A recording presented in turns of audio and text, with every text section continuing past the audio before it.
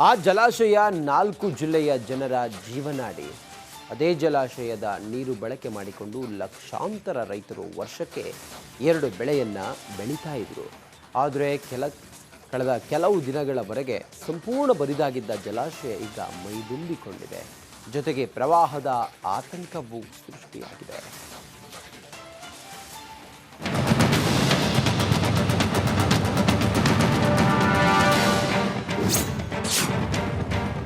ಬರಿದಾಗಿದ್ದ ಜಲಾಶಯಕ್ಕೆ ಬಂತು ಜೀವಕಳೆ. ಜೂನ್ನಲ್ಲೇ ಬಸವಸಾಗರ ಜಲಾಶಯ ಭರ್ತಿ.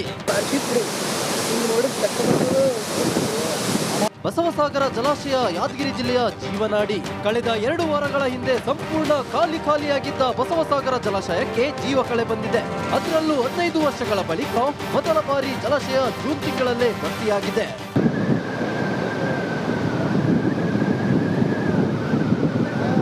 ಈಗ ಅವಧಿಗೂ ಮುನ್ನವೇ ಜಲಾಶಯ ಭರ್ತಿಯಾಗಿದೆ. ಇದಕ್ಕೆ ಕಾರಣ ಅಂದ್ರೆ ಮಹಾರಾಷ್ಟ್ರ ಹಾಗೂ ಪಶ್ಚಿಮ ಘಟ್ಟಗಳಲ್ಲಿ ನಿರಂತರವಾಗಿ ಮಳೆಯಾಗುತ್ತಿದೆ. 33.33 ಟಿಎಂಸಿ ಸಾಮರ್ಥ್ಯ ಹೊಂದಿರುವ ಜಲಾಶಯದಲ್ಲಿ ಸದ್ಯ 27ಕ್ಕೂ ಅಧಿಕ ಟಿಎಂಸಿ ನೀರು ಸಂಗ್ರಹವಾಗಿದೆ. ಜಲಾಶಯ ಒಳಹರಿವು ಹೆಚ್ಚಾಗ್ತಿದ್ದ ಕಾರಣಕ್ಕೆ ಜಲಾಶಯದಿಂದ ಕೃಷ್ಣ ನದಿಗೆ ನೀರು ಹರಿಸಲಾಗ್ತಿದೆ. ಮಾನ್ಸೂನ್ ಬಗ್ಗೆ ಪ್ರಿಡಿಕ್ಷನ್ ಒಳ್ಳೆ ಮಾನ್ಸೂನ್ ಆಗಬಹುದು ಮತ್ತೆ ಅಬೋವ್ ನಾರ್ಮಲ್ ಆಗಬಹುದು ಅಂತ ಮುನ್ಸೂಚನೆ ಇರುವ ಹಿನ್ನೆಲೆಯಲ್ಲಿ ಜಿಲ್ಲೆನಲ್ಲಿ 2 ಮೇಜರ್ ರಿವರ್ಸ್ ಕೃಷ್ಣ ಮತ್ತು ಭೀಮಾ 2 ನದಿಗಳು ಹರ್ಕೊಂಡು ಹೋಗುವುದರಿಂದ ಈ ನದಿಗಳ ಸುತ್ತಮುತ್ತಲಿರತಕ್ಕಂಥದ್ದು ಸುಮಾರು 80 ಗ್ರಾಮಗಳನ್ನು ನಾವು ಗುರುತಿಸಿಕೊಂಡಿದ್ದೇವೆ.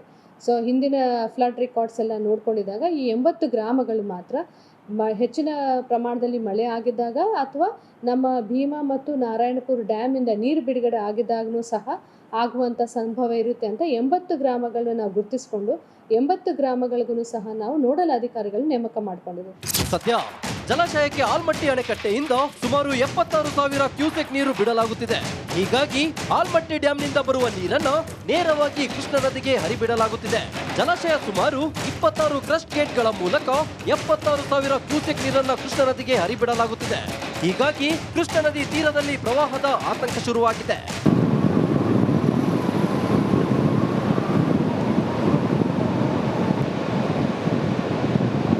ಬತ್ತಿ ಬರಿದಾಗಿದ್ದ ಬಸವಸಾಗರ ಜಲಾಶಯಕ್ಕೆ ಜೀವಕಳೆ ಬಂದಿದೆ. ಆದ್ರೆ ಇದೇ ನೀರು ಯಾದಗಿರಿ ಜಿಲ್ಲೆಯ ಕೃಷ್ಣ ನದಿ ತೀರದ ಗ್ರಾಮಸ್ಥರಿಗೆ ಪ್ರವಾಹದ ಆತಂಕ ಸೃಷ್ಟಿ ಮಾಡಿದೆ. ನಾಗರಾಜ್ ಮಗದುಮ್ಮ, ರಿಪಬ್ಲಿಕ್ ಕನ್ನಡ, ಯಾದಗಿರಿ. ಆ ಜಲಾಶಯ 4 ಜಿಲ್ಲೆಯ ಜನರ ಜೀವನಾಡಿ. ಅದೇ ಜಲಾಶಯದ ನೀರು ಬಳಕೆ ಮಾಡಿಕೊಂಡು ಲಕ್ಷಾಂತರ ರೈತರು ವರ್ಷಕ್ಕೆ 2 ಬೆಳೆಯನ್ನ ಬೆಳೀತಾ ಇದ್ರು. ಆದರೆ ಕಳೆದ ಕೆಲವು ದಿನಗಳವರೆಗೆ ಸಂಪೂರ್ಣ ಬರಿದಾಗಿದ್ದ ಜಲಾಶಯ ಈಗ ಮೈದುಂಬಿಕೊಂಡಿದೆ. ಜೊತೆಗೆ ಪ್ರವಾಹದ ಆತಂಕವೂ ಸೃಷ್ಟಿಯಾಗಿದೆ.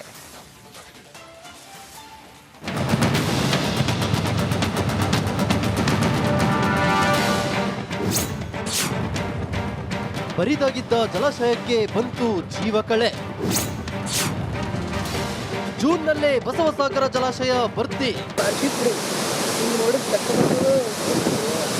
ಬಸವಸಾಗರ ಜಲಾಶಯ ಯಾದಗಿರಿ ಜಿಲ್ಲೆಯ ಜೀವನಾಡಿ. ಕಳೆದ 2 ವಾರಗಳ ಹಿಂದೆ ಸಂಪೂರ್ಣ ಖಾಲಿಯಾಗಿದ್ದ ಬಸವಸಾಗರ ಜಲಾಶಯಕ್ಕೆ ಜೀವಕಳೆ ಬಂದಿದೆ. ಅದರಲ್ಲೂ 15 ವರ್ಷಗಳ ಬಳಿಕ ಮೊದಲ ಬಾರಿ ಜಲಾಶಯ ಜೂನ್ ತಿಂಗಳಲ್ಲೇ ಭರ್ತಿಯಾಗಿದೆ.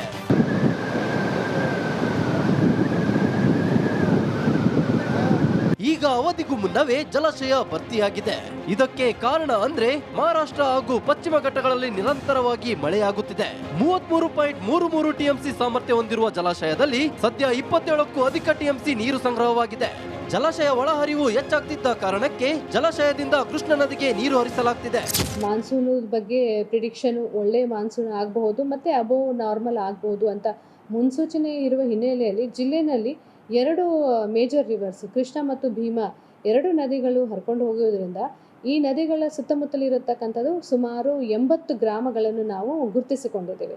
ಸೊ ಹಿಂದಿನ ಫ್ಲಡ್ ರೆಕಾರ್ಡ್ಸ್ ಎಲ್ಲ ನೋಡ್ಕೊಂಡಿದ್ದಾಗ ಈ 80 ಗ್ರಾಮಗಳು ಮಾತ್ರ ಹೆಚ್ಚಿನ ಪ್ರಮಾಣದಲ್ಲಿ ಮಳೆ ಆಗಿದ್ದಾಗ ಅಥವಾ ನಮ್ಮ ಭೀಮಾ ಮತ್ತು ನಾರಾಯಣಪುರ ಡ್ಯಾಮಿಂದ ನೀರು ಬಿಡುಗಡೆ ಆಗಿದ್ದಾಗೂ ಸಹ ಆಗುವಂಥ ಸಂಭವ ಇರುತ್ತೆ ಅಂತ 80 ಗ್ರಾಮಗಳನ್ನ ನಾವು ಗುರುತಿಸಿಕೊಂಡು 80 ಗ್ರಾಮಗಳಿಗೂ ಸಹ ನಾವು ನೋಡಲ್ ಅಧಿಕಾರಿಗಳು ನೇಮಕ ಮಾಡಿಕೊಂಡಿದ್ದೀವಿ. ಸದ್ಯ ಜಲಾಶಯಕ್ಕೆ ಆಲ್ಮಟ್ಟಿ ಅಣೆಕಟ್ಟೆಯಿಂದ ಸುಮಾರು 76,000 ಕ್ಯೂಸೆಕ್ ನೀರು ಬಿಡಲಾಗುತ್ತಿದೆ.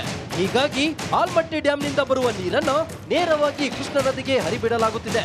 ಜಲಾಶಯ ಸುಮಾರು 26 ಕ್ರಸ್ಟ್ ಗೇಟ್ಗಳ ಮೂಲಕ 76,000 ಕ್ಯೂಸೆಕ್ ನೀರನ್ನು ಕೃಷ್ಣ ನದಿಗೆ ಹರಿಬಿಡಲಾಗುತ್ತಿದೆ.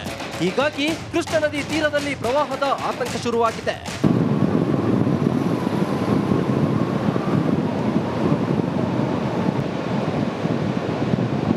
ಬತ್ತಿ ಬರಿದಾಗಿದ್ದ ಬಸವಸಾಗರ ಜಲಾಶಯಕ್ಕೆ ಜೀವಕಳೆ ಬಂದಿದೆ.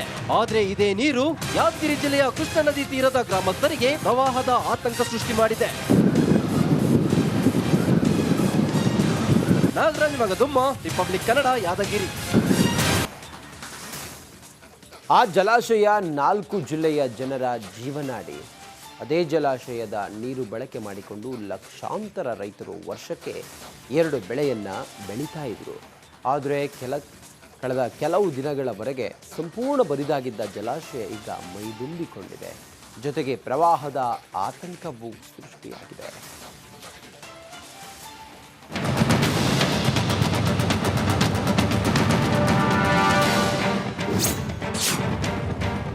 ಬರಿದಾಗಿದ್ದ ಜಲಾಶಯಕ್ಕೆ ಬಂತು ಜೀವಕಳೆ.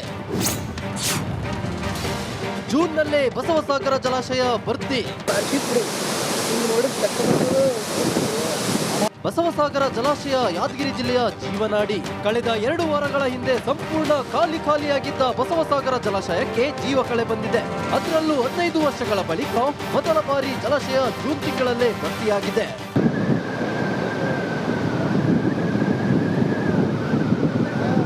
ಈಗ ಅವಧಿಗೂ ಮುನ್ನವೇ ಜಲಾಶಯ ಭರ್ತಿಯಾಗಿದೆ. ಇದಕ್ಕೆ ಕಾರಣ ಅಂದ್ರೆ ಮಹಾರಾಷ್ಟ್ರ ಹಾಗೂ ಪಶ್ಚಿಮ ಘಟ್ಟಗಳಲ್ಲಿ ನಿರಂತರವಾಗಿ ಮಳೆಯಾಗುತ್ತಿದೆ. 33.33 ಟಿಎಂಸಿ ಸಾಮರ್ಥ್ಯ ಹೊಂದಿರುವ ಜಲಾಶಯದಲ್ಲಿ ಸದ್ಯ 27ಕ್ಕೂ ಅಧಿಕ ಟಿಎಂಸಿ ನೀರು ಸಂಗ್ರಹವಾಗಿದೆ. ಜಲಾಶಯ ಒಳಹರಿವು ಹೆಚ್ಚಾಗ್ತಿದ್ದ ಕಾರಣಕ್ಕೆ ಜಲಾಶಯದಿಂದ ಕೃಷ್ಣ ನದಿಗೆ ನೀರು ಹರಿಸಲಾಗ್ತಿದೆ. ಮಾನ್ಸೂನ್ ಬಗ್ಗೆ ಪ್ರಿಡಿಕ್ಷನ್ ಒಳ್ಳೆ ಮಾನ್ಸೂನ್ ಆಗಬಹುದು ಮತ್ತೆ ಅಬೋವ್ ನಾರ್ಮಲ್ ಆಗಬಹುದು ಅಂತ ಮುನ್ಸೂಚನೆ ಇರುವ ಹಿನ್ನೆಲೆಯಲ್ಲಿ ಜಿಲ್ಲೆಯಲ್ಲಿ 2 ಮೇಜರ್ ರಿವರ್ಸ್ ಕೃಷ್ಣ ಮತ್ತು ಭೀಮಾ 2 ನದಿಗಳು ಹರ್ಕೊಂಡು ಹೋಗೋದ್ರಿಂದ ಈ ನದಿಗಳ ಸುತ್ತಮುತ್ತಲಿರತಕ್ಕಂಥದ್ದು ಸುಮಾರು 80 ಗ್ರಾಮಗಳನ್ನು ನಾವು ಗುರುತಿಸಿಕೊಂಡಿದ್ದೇವೆ. ಸೊ ಹಿಂದಿನ ಫ್ಲಡ್ ರೆಕಾರ್ಡ್ಸ್ ಎಲ್ಲ ನೋಡ್ಕೊಂಡಿದ್ದಾಗ ಈ 80 ಗ್ರಾಮಗಳು ಮಾತ್ರ ಹೆಚ್ಚಿನ ಪ್ರಮಾಣದಲ್ಲಿ ಮಳೆ ಆಗಿದ್ದಾಗ ಅಥವಾ ನಮ್ಮ ಭೀಮಾ ಮತ್ತು ನಾರಾಯಣಪುರ ಡ್ಯಾಮಿಂದ ನೀರು ಬಿಡುಗಡೆ ಆಗಿದ್ದಾಗೂ ಸಹ ಆಗುವಂಥ ಸಂಭವ ಇರುತ್ತೆ ಅಂತ 80 ಗ್ರಾಮಗಳನ್ನು ನಾವು ಗುರುತಿಸಿಕೊಂಡು 80 ಗ್ರಾಮಗಳಿಗೂ ಸಹ ನಾವು ನೋಡಲ್ ಅಧಿಕಾರಿಗಳು ನೇಮಕ ಮಾಡಿಕೊಂಡಿದ್ದೀವಿ. ಸದ್ಯ ಜಲಾಶಯಕ್ಕೆ ಆಲ್ಮಟ್ಟಿ ಅಣೆಕಟ್ಟೆಯಿಂದ ಸುಮಾರು 76,000 ಕ್ಯೂಸೆಕ್ ನೀರು ಬಿಡಲಾಗುತ್ತಿದೆ. ಹೀಗಾಗಿ ಆಲ್ಮಟ್ಟಿ ಡ್ಯಾಂನಿಂದ ಬರುವ ನೀರನ್ನು ನೇರವಾಗಿ ಕೃಷ್ಣ ನದಿಗೆ ಹರಿಬಿಡಲಾಗುತ್ತಿದೆ. ಜಲಾಶಯ ಸುಮಾರು 26 ಕ್ರಸ್ಟ್ ಗೇಟ್ಗಳ ಮೂಲಕ 76,000 ಕ್ಯೂಸೆಕ್ ನೀರನ್ನು ಕೃಷ್ಣ ನದಿಗೆ ಹರಿಬಿಡಲಾಗುತ್ತಿದೆ. ಹೀಗಾಗಿ ಕೃಷ್ಣ ನದಿ ತೀರದಲ್ಲಿ ಪ್ರವಾಹದ ಆತಂಕ ಶುರುವಾಗಿದೆ.